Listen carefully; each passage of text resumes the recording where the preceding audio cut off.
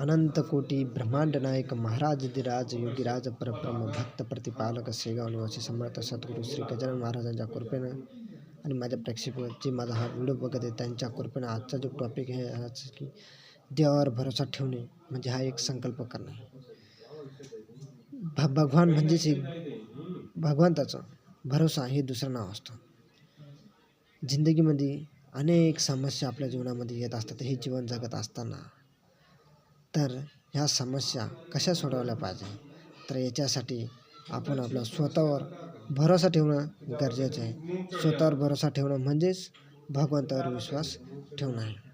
दास राम म्हणतो की रामाने म्हटलं आहे कि दास कहला कर यदि मनुष्य कोई मेरा आशा करता है तो बताओ भरत कि मैं उस मनुष्य को क्या आशा कर सकता हूँ.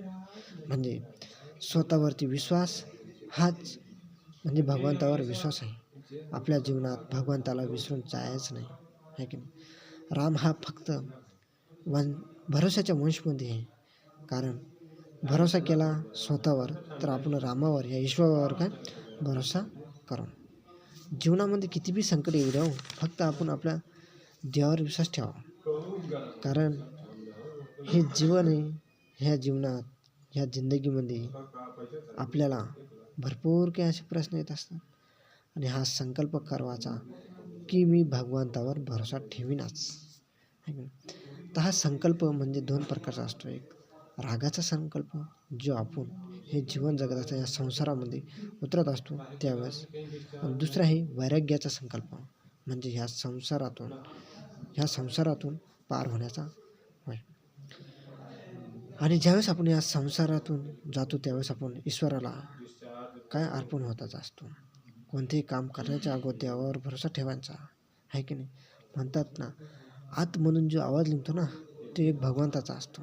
ज्यावेळेस आपण कोणतं काम करायचं म्हटलं की बा हे काम करायचं मला आणि ज्यावेळेस ते होईन आणि ते होणारच.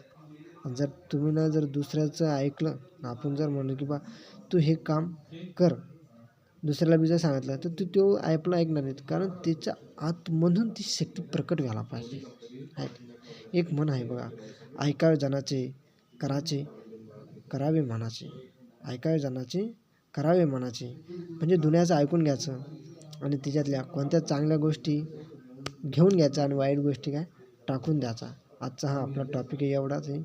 जय हिंद, जय महाराष्ट्र. आणि आपल्या चॅनलला सबस्क्राईबर करा म्हणजे तुमचा आत्मविश्वास माझ्यावरती असावा हाच एक माझा हे यूट्यूब चॅनल करण्याचा एक उद्देश आहे.